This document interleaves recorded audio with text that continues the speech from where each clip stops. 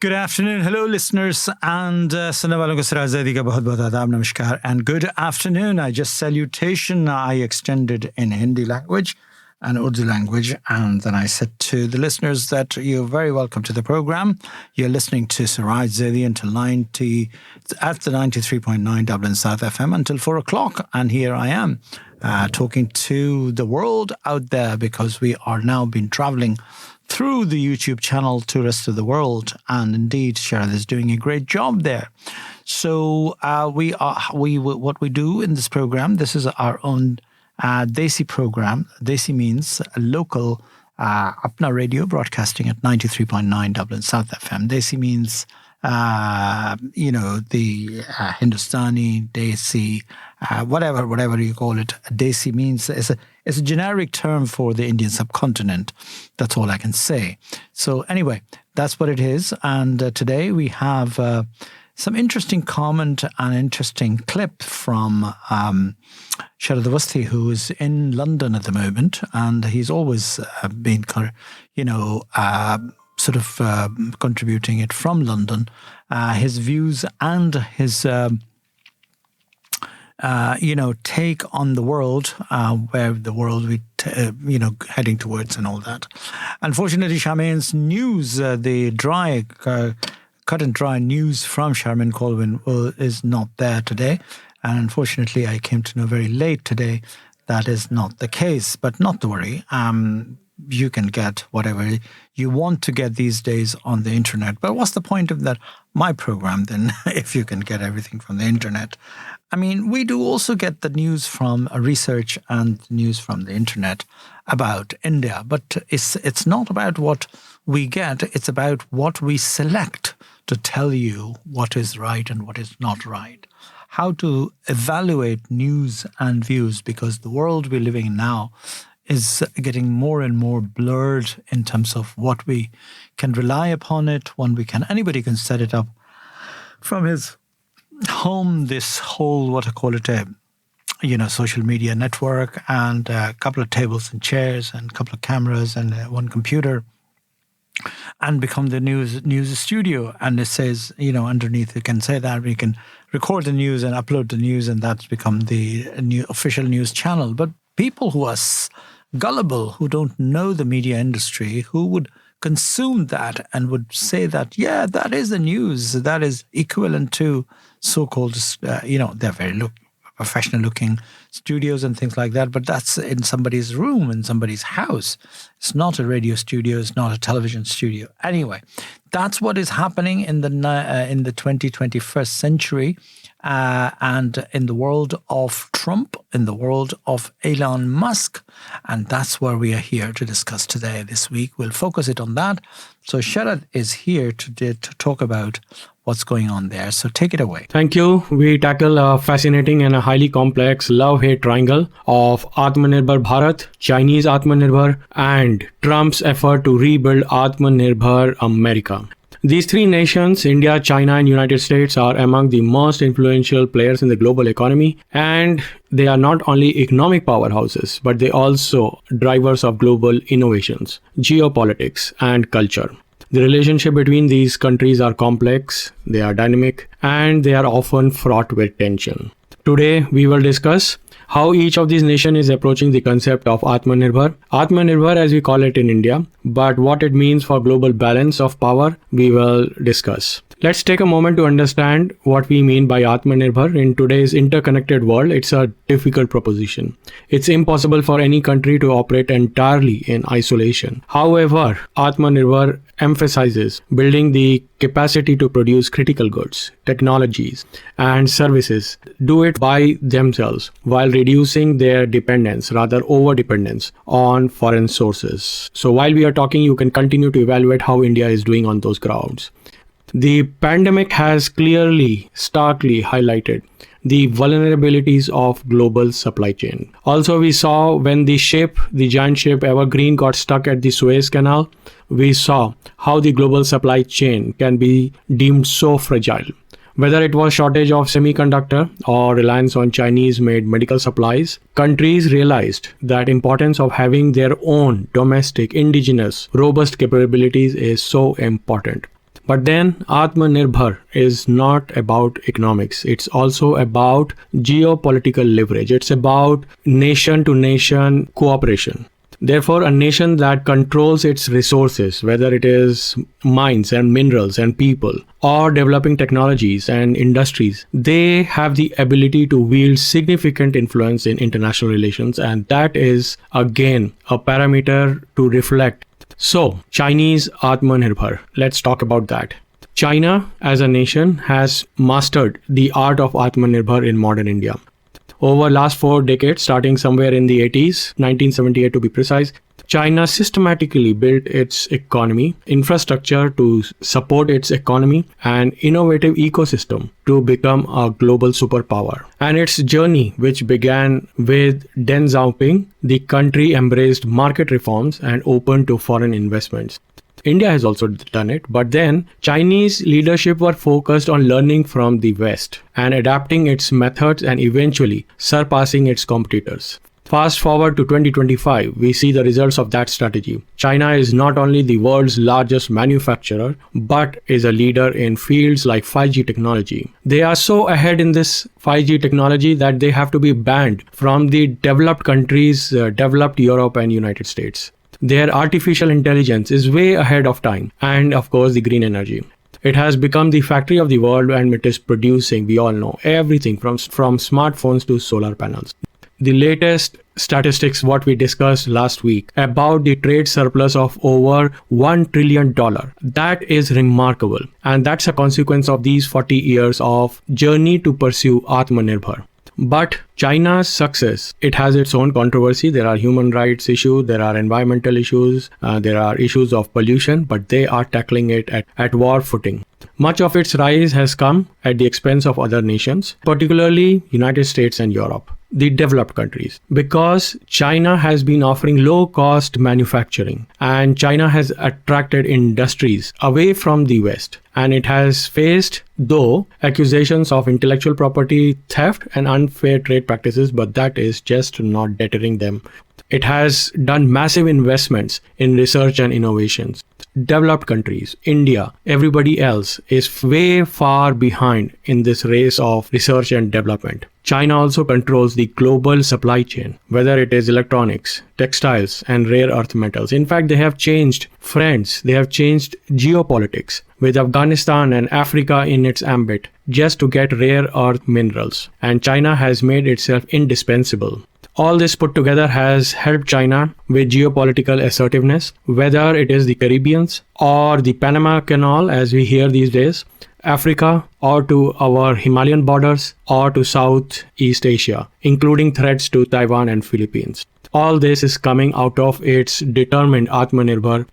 India is a nation with immense potential, but it has a mixed record when it comes to Atmanirbhar. It started in 1947 after the independence, where the leaders then decided that self-sufficiency, at the time it was called, that is the only mantra to make India 𝐀𝐩𝐧𝐚 𝐑𝐚𝐲 again. The forefathers of the nation embarked on that journey, but then this effort slightly lost its track, and in 1990s it opens the door to foreign goods and investments. It was an economic challenge at the time, but then it lost its commitment to Atmanirbhar.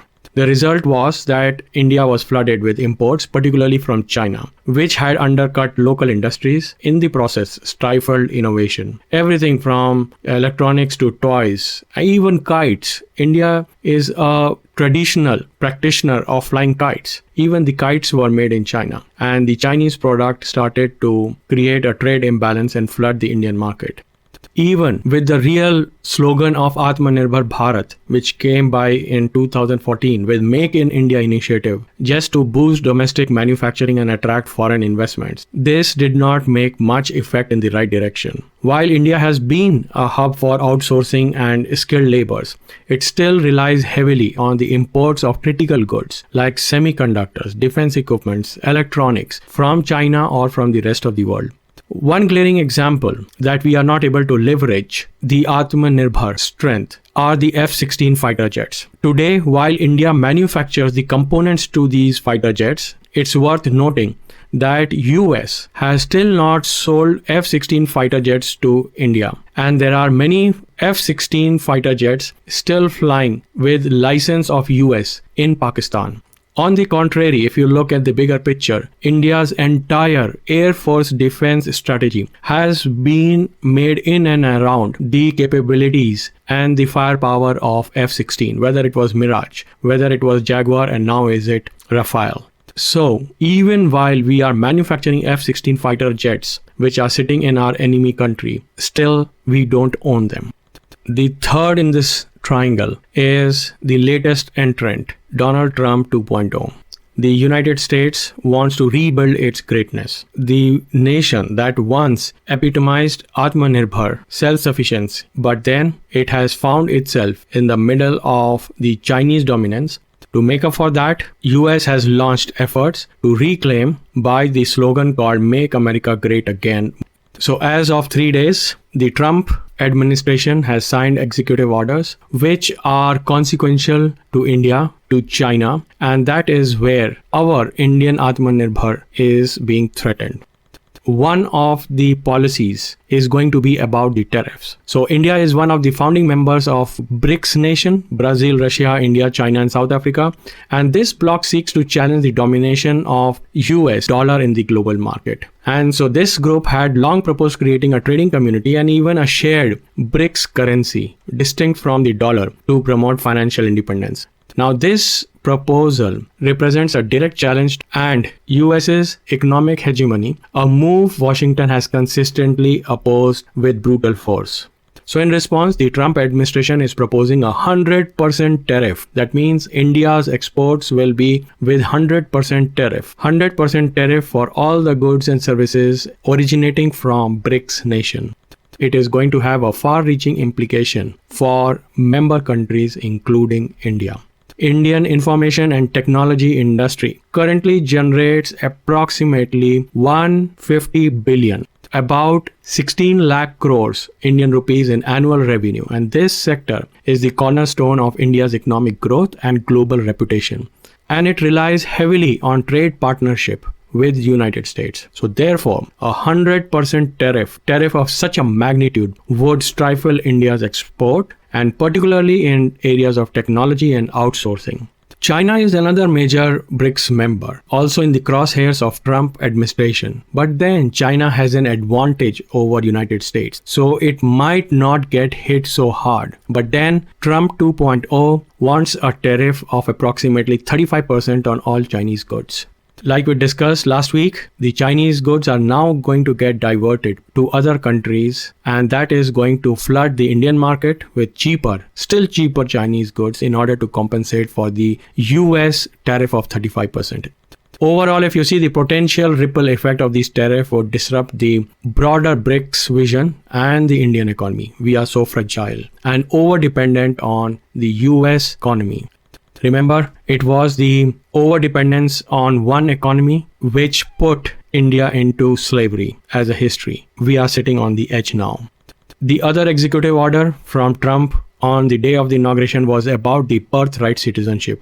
A brief about the citizenship. According to the 14th Amendment, anyone born in the United States automatically becomes a citizen. But now this policy is on hold. It is going to have significant implications for Indian migrants, Indian engineers, doctors, scientists who are sitting with H-1B visas in US. So every year, nearly 85,000 Indians, 65,000 generally and 20,000 educated in United States. They move to Americas on student visa and work visa to live there and to work there. And many of their children, if they are born in the US in another 5 years, the validity of the US H-1B visa, that is going to bring problem to the citizenship rights of those children. Indian workers are going to get affected. It's a detriment that the Trump government is now putting on India. The semiconductor is going to be the new oil. There are going to be battles. The battles are already on. The swords are already drawn. Whosoever becomes Atmanirbhar in semiconductor is going to rule the world, because chips are going to empower fighter jets, smartphones, televisions, and anything you can call modern. Anything which is going to drive artificial intelligence. Currently, India is trailing behind, China is trailing behind, and so is United States. Only dominating country is Taiwan. Therefore, the semiconductor race is about global dominance. It's not about just the technology. So what are the lessons for India?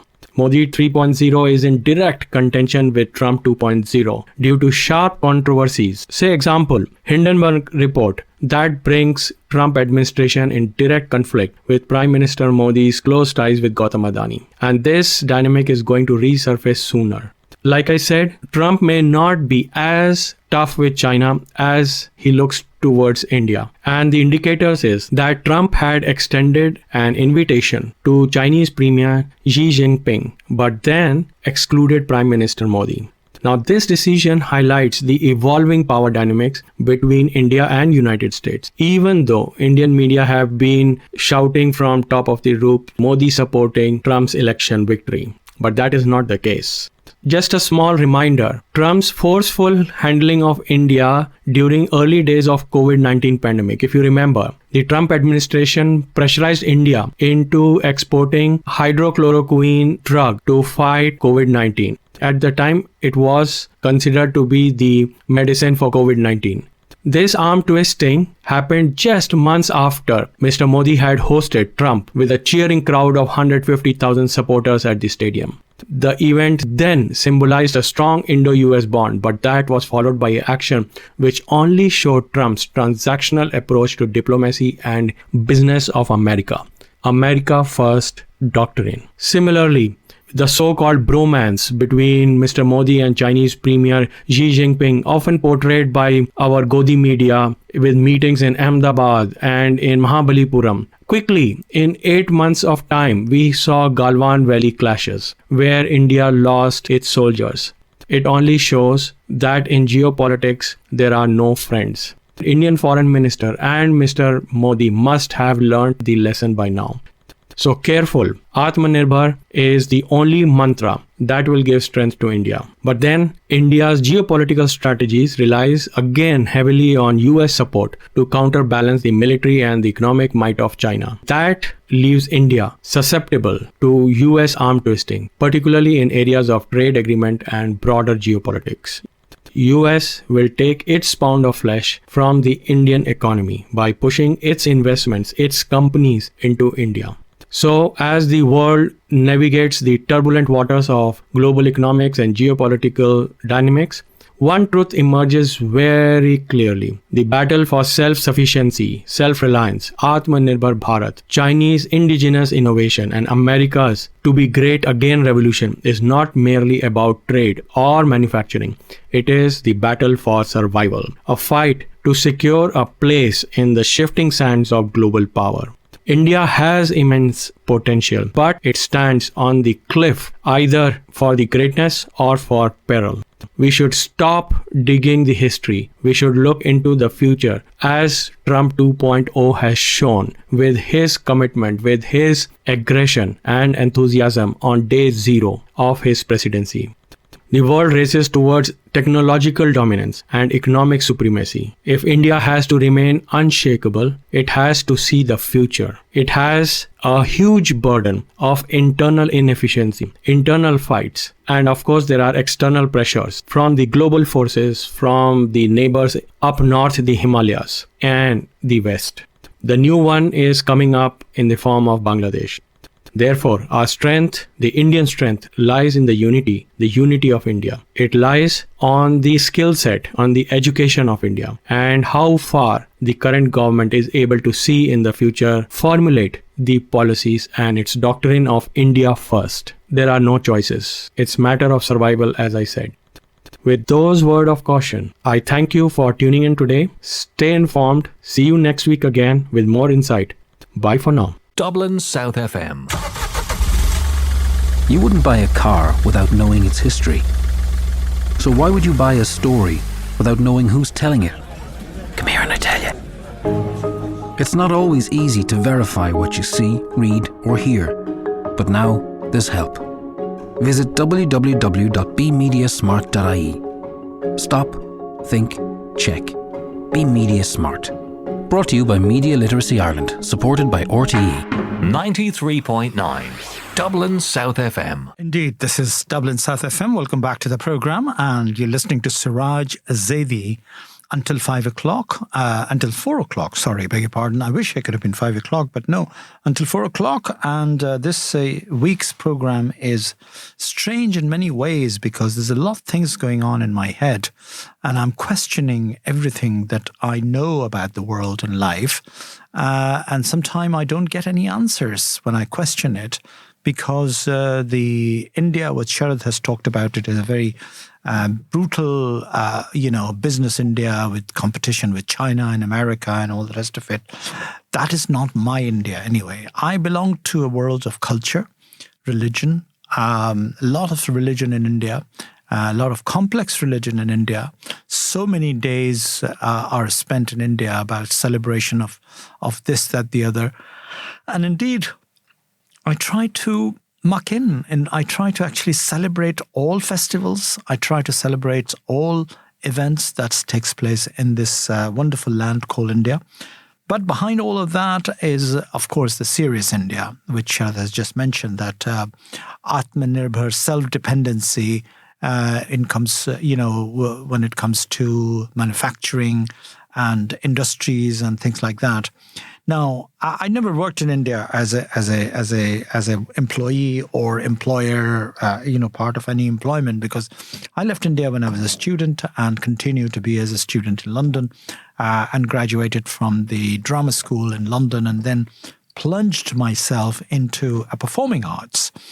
Now, performing arts is a very different kind of tradition, a trade, if you can call it a trade. Yes, it is a trade, but it's a business, a multi-billion-dollar business in India and elsewhere as well.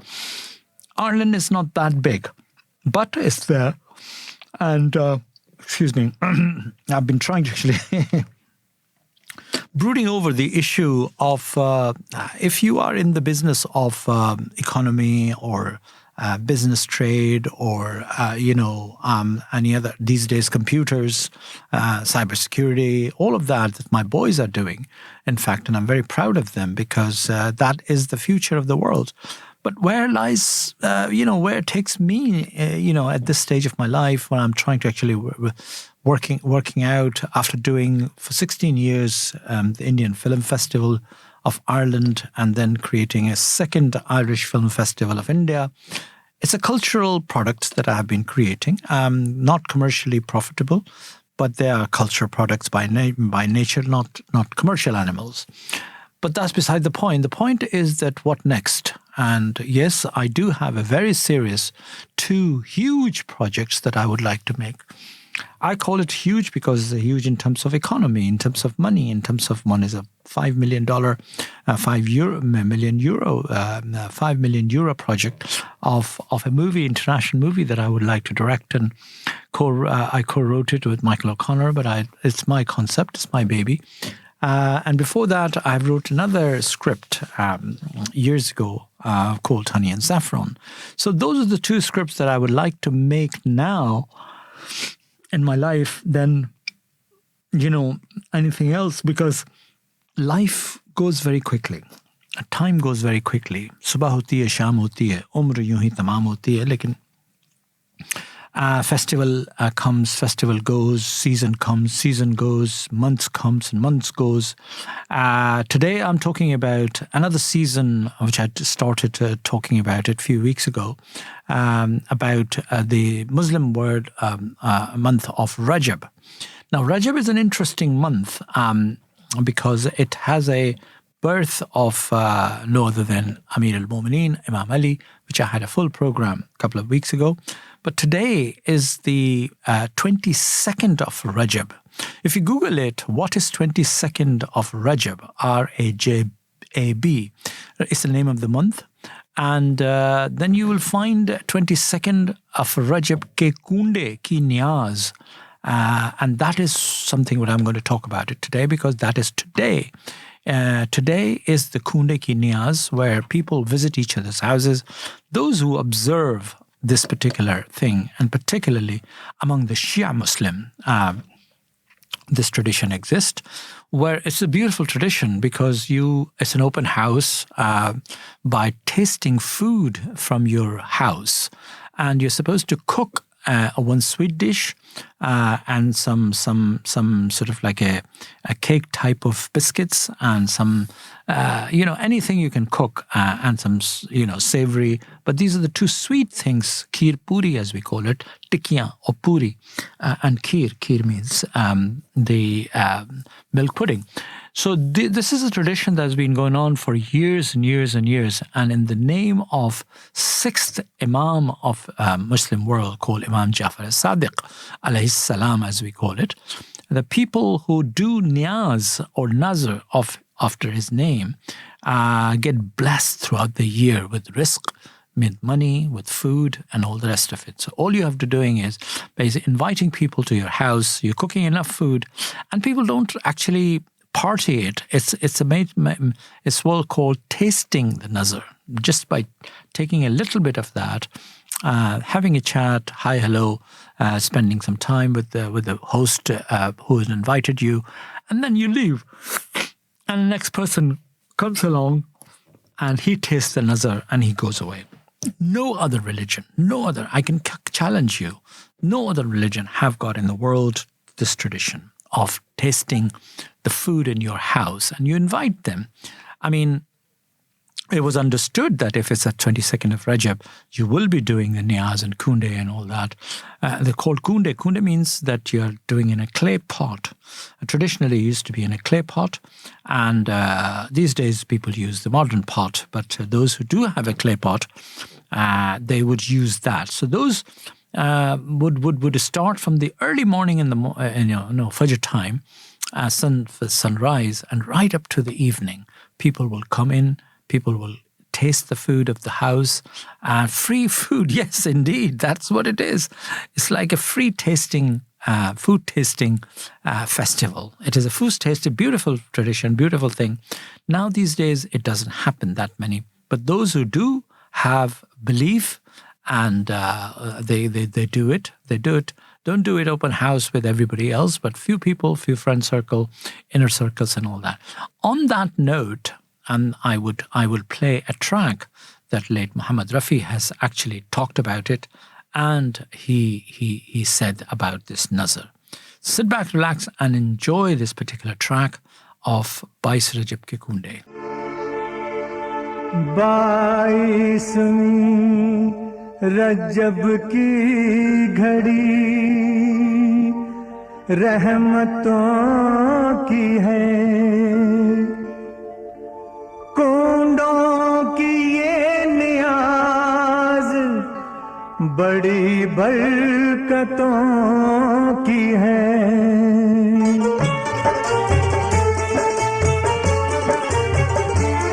ऐ मोमिनों नियाज दिलाओ इमाम की, ऐ मोमिनों नियाज दिलाओ इमाम की, बाकर के लाल साहिब आली मकाम की, बाकर के लाल साहिब आली मकाम की। ऐ मोमिनों नियाज दिलाओ इमाम की।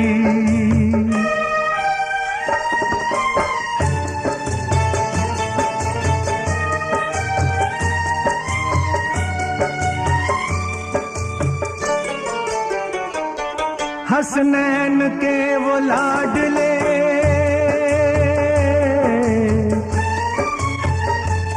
हसनैन के वो लाडले, जाफर है उनका नाम, जाफर है उनका नाम। सादिक लक़ब है, आते हैं दुनिया में सबके काम, आते हैं सबके काम। ज़हरा के और अली के दुलारे वही तो हैं, प्यारे नबी की आंख के तारे वही तो हैं, तारे वही तो हैं। उनसे ही आबरू है,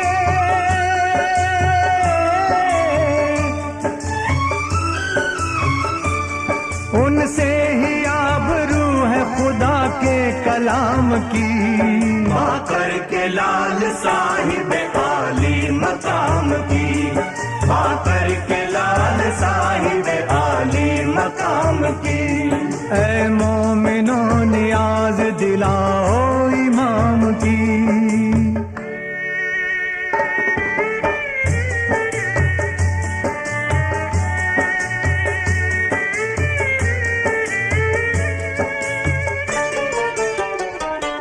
मिलती है इस नियाज से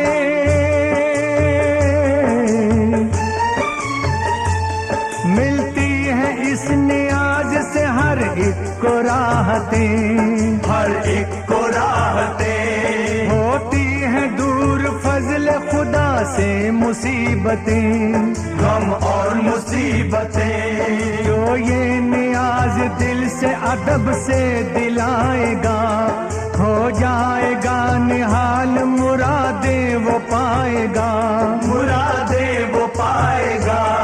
तदबीर इससे बनती है,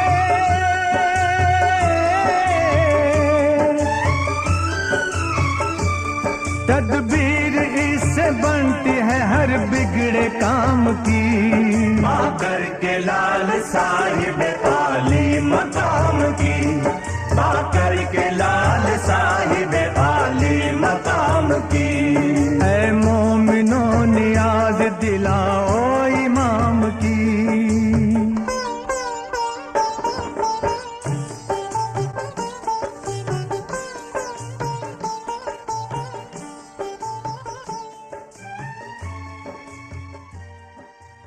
Yeah, मेरे भाइयों, that was a beautiful song and about 22nd of Rajab, 22 Rajab as we call it, by no other than Muhammad Rafi himself.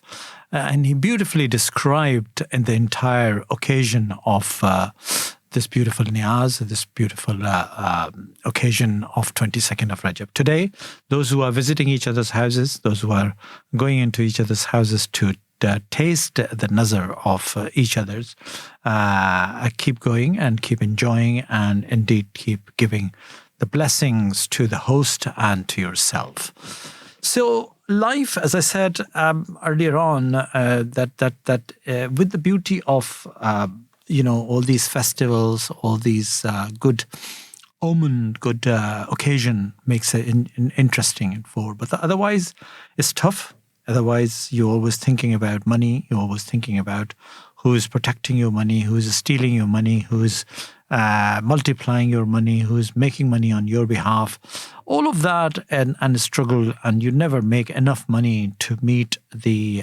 you're lucky, in fact, you're blessed if you have enough to meet your ends, and that Almighty has provided you enough that you could actually live a comfortable life.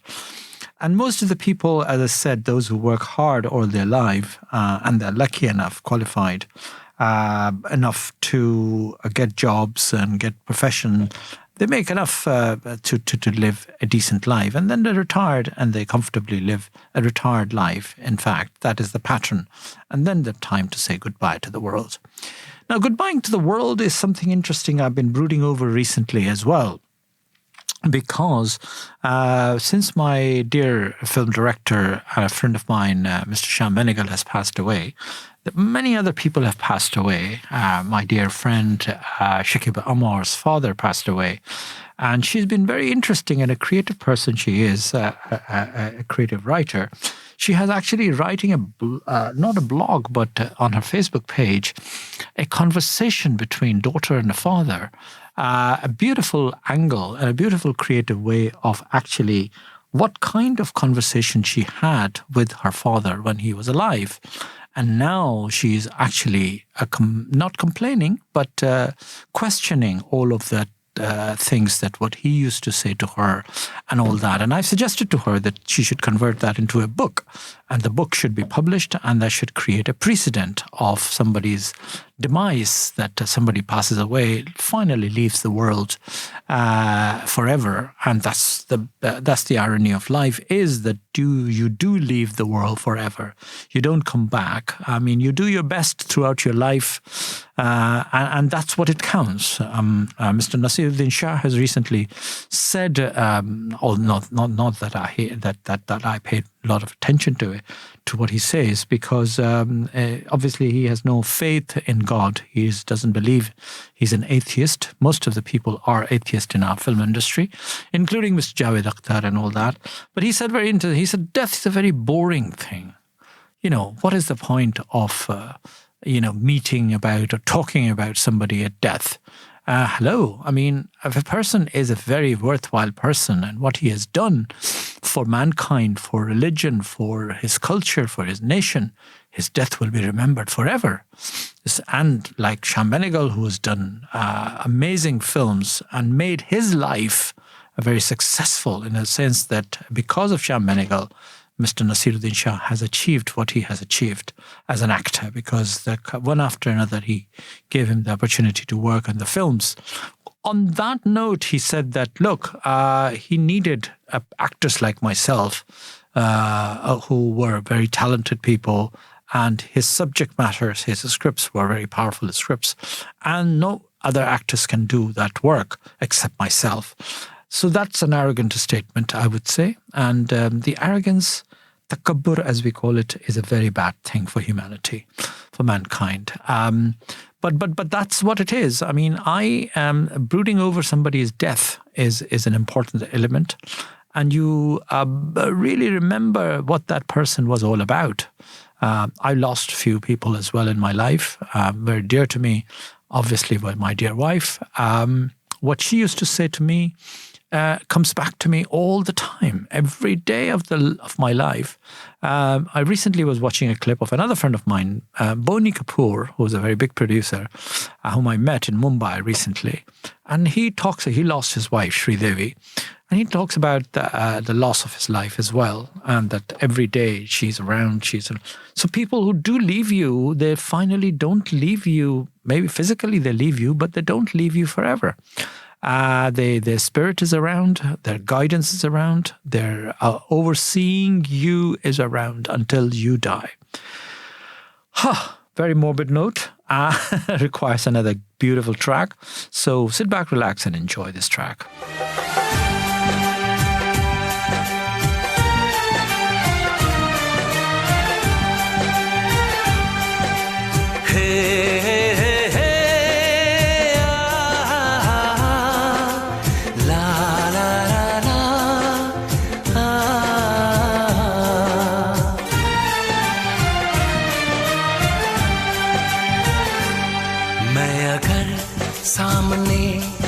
भी जाया करूं, लाज़मी है कि तुम मुझसे पर्दा करो।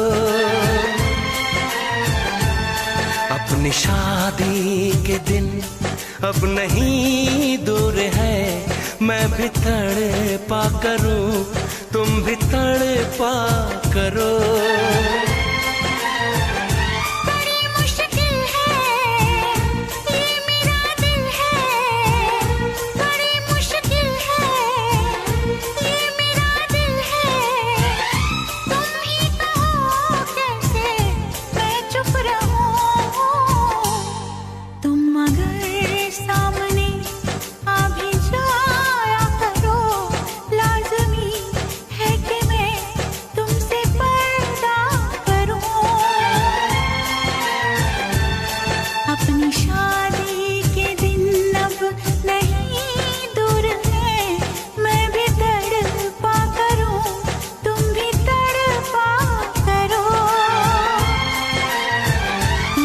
मुश्किल है ये मेरा दिल है, बड़ी मुश्किल है ये मेरा दिल है।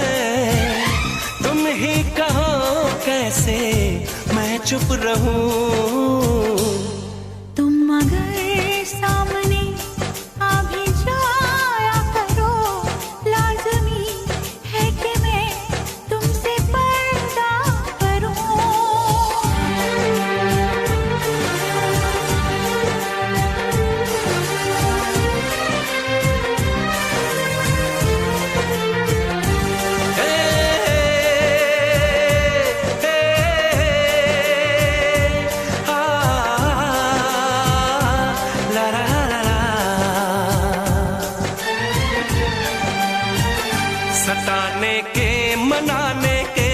दिन है आजमाने के, जरा समझा करो दिलबर तुम्हें मेरी कसम।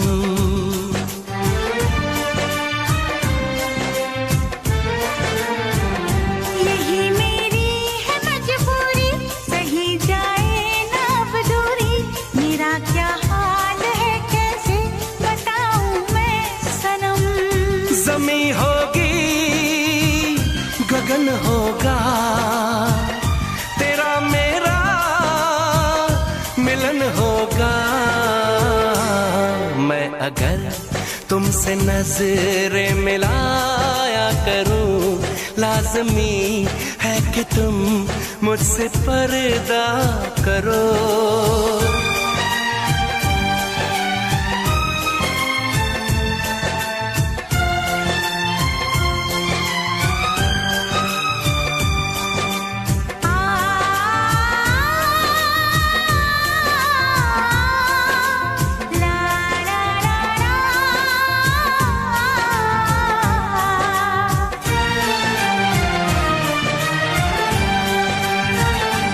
दुनिया से चला जाऊं, कभी ना लौट के आऊं, करोगी क्या अकेले तुम बताओ दिलरुबा।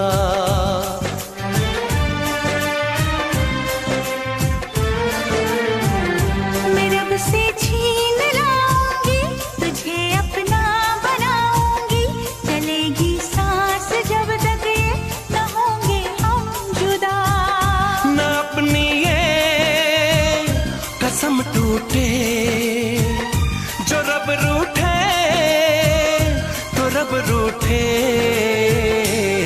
मैं अगर तुमको मिलने बुलाया करूं, लाज़मी है कि तुम मुझसे पर्दा करो।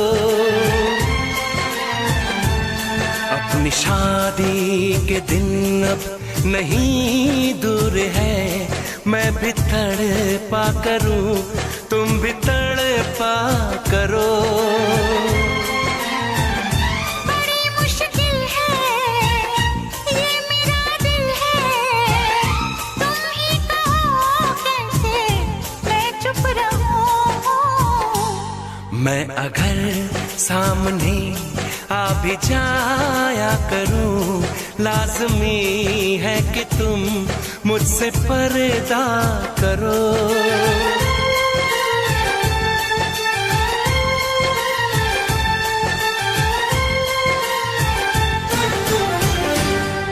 जी मेरे भाइयों, that's another song. मैं अगर सामने आ भी जाऊं तो तुम मुझसे पर्दा करो. Beautiful thought, beautiful song. And I'm staying today with the song of the 90s love song because occasion is very important occasion. A lot of people are celebrating the arrival of another great singer.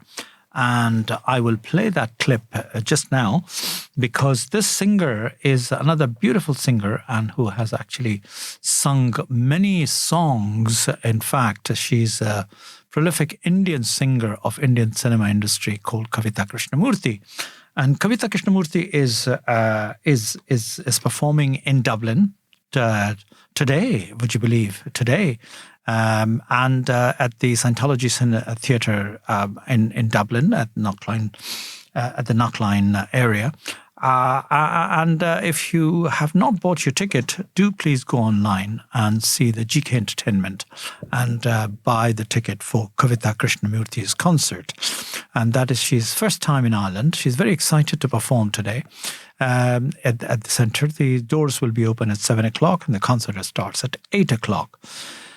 Now, they have done quite a few concerts. Kumar Sanu, few concerts with Harbhajan Mann, not Harbhajan, yes, I think so, Harbhajan Mann, and also many other Punjabi singers and things like that. So they are quite expert in producing concerts, and therefore they are now bringing artists, mainstream artists from India, singers to perform concerts, which is another new development that is taking place in Dublin and with the GK Entertainment, who are into the entertainment industry. Sit back, relax, and enjoy this particular clip that 𝐀𝐩𝐧𝐚 𝐑𝐚𝐝𝐢𝐴 has sent.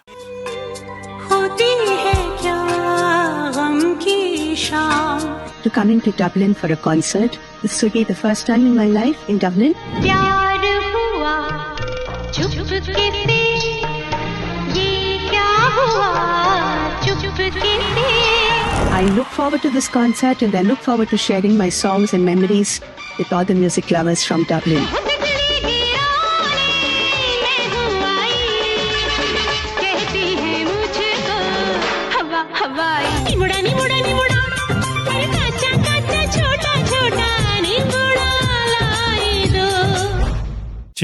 All these hit songs were sung by Kavita Krishnamurthy, and she's performing tonight at the Scientology Cinema. Scientology Theatre, not cinema. Yes, it can be cinema as well. I might be actually using this venue. I'm toying with this idea of using as a festival venue this year.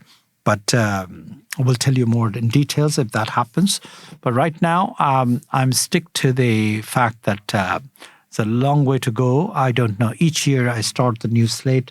And there's a lot of work behind collecting cinema, collecting movies, linking with the director. One film that I've recently been introduced called Year 95, Punjab 95 actually. Punjab 95 is an interesting film. In fact, I've selected quite a few films. One film that I've already been, successful in securing the rights is called All We Imagine as Light. And that's a beautiful film by Payal Kapadia that has won the Grand Prix Award in Cannes. And that's the award that's the festival is going to showing this film. Would you believe it's about the two nurses, Malayalam, from the Malayalam community of India, Malayalam speaking community of India, working in Mumbai. And here in Dublin, the Malayalam community is working so hard. A lot of nurses, in reality, also business people, all that. They have not seen that film. It was released here for a couple of weeks at the IFI. But I made a point of seeing that film because I wanted to see what is in it, because it's winning awards right, left, and center, and it's sold worldwide. In India as well, it's sold, but it's sold worldwide, and so therefore BFI in London is holding the rights, and I got that for my film festival in September. The festival will be taking place. Yes, it will take place. Another year, I would say, Al-Makin. I don't know which shape and size it will be, but it will be a festival of Indian films, different languages. The other film that I would really like to bring is a horrific film about the riots of the 80s, about the Sikh community in India. And that's called Punjab 95. Punjab 84, or no, Punjab 95 actually. Punjab 95, so that's another film that I would like to screen it. So a lot of work involved by collecting films, directing, linking directors, and, contacting artists and all that. But there you go. It's all fun. I take it as a fun, as part of the fun that otherwise I wouldn't be doing it. 16 years, it will be the 16th Indian Film Festival of Ireland in September. But for the minute, we are here and we are playing some songs until the end of the program, which is another few minutes left. I think another 6 minutes left in the program. And so therefore, I will leave you one song and then the Kavita Krishnamurthy's clip that I also would like to play when I'm out of the door just now. But sit back, relax, and enjoy this song. भला तुझको बताऊं कैसे अपना अफसाना सनम तुझको सुनाऊं कैसे बढ़ती जाए मेरी उलझन बढ़ती जाए मेरी उलझन कि तेरे बिना कहीं दिल ना लगे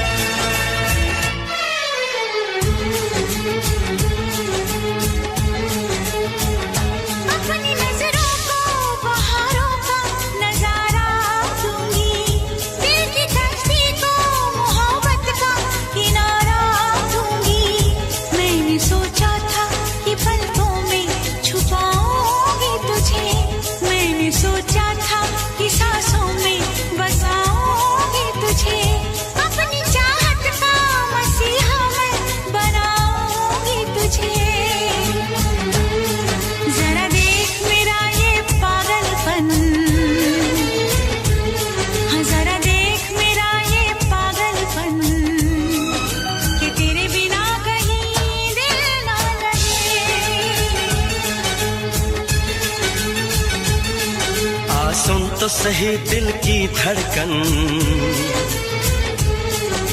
सुन तो सही दिल की धड़कन, कि तेरे बिना कहीं दिल ना लगे।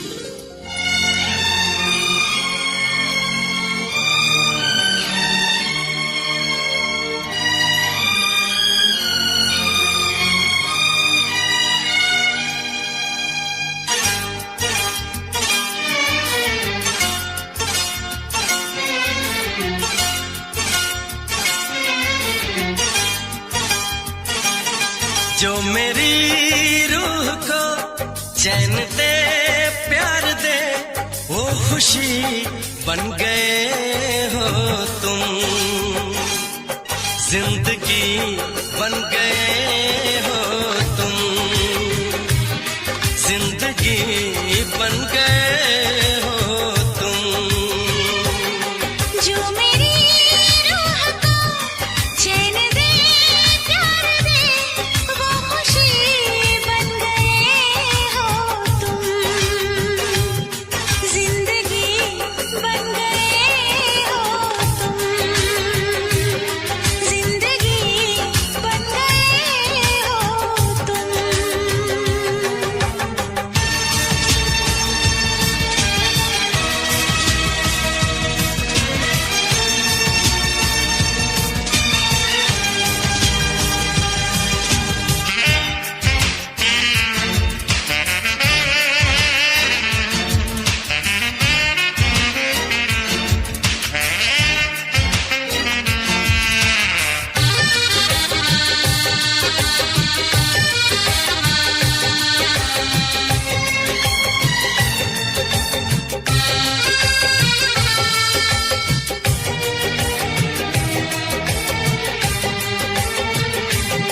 जिस्म से जान तक पास आते गए, इन निगाहों से दिल में समाते गए।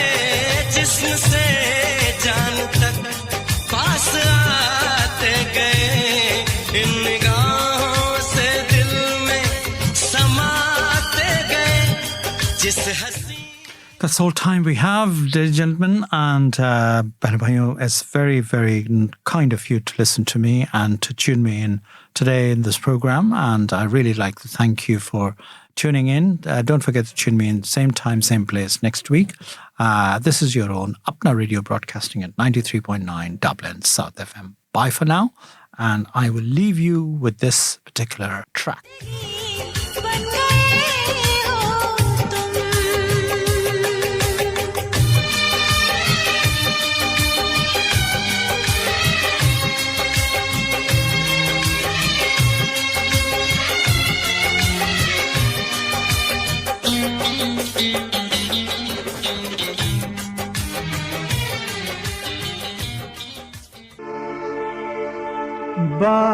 बाईसवीं रजब की घड़ी रहमतों की है,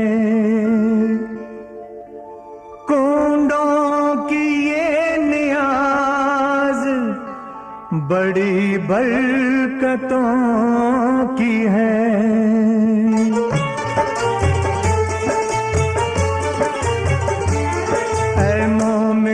नियाज दिलाओ इमाम की, ऐ मोमिनो नियाज दिलाओ इमाम की, बाकर के लाल साहिब आली मकाम की, बाकर के लाल साहिब आली मकाम की। ऐ मोमिनो नियाज दिलाओ इमाम की।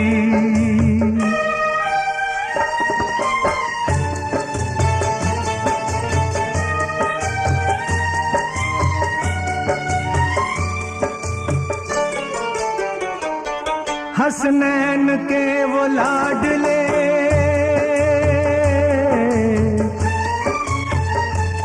हसनैन के वो लाडले जाफर है उनका नाम, जाफर है उनका नाम। सादिक लक़ब है, आते हैं दुनिया में सबके काम, आते हैं सबके काम। ज़हरा के और अली के दुलारे वही तो हैं, प्यारे नबी की आंख के तारे वही तो हैं, तारे वही तो हैं।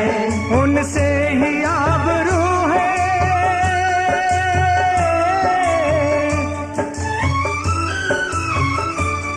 उनसे ही आबरू है खुदा के कलाम की। माकर के लाल साहिब आली मकाम की, माकर के लाल साहिब आली मकाम की। ऐ मोमिनो नियाज दिलाओ इमाम की।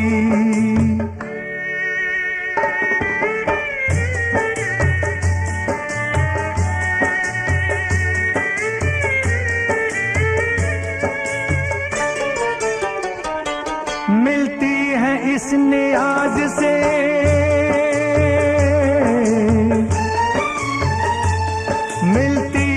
इस नियाज से हर एक को राहतें, हर एक को राहतें। होती हैं दूर फजल खुदा से मुसीबतें, गम और मुसीबतें। जो ये नियाज दिल से अदब से दिलाएगा, हो जाएगा निहाल मुरादे वो पाएगा।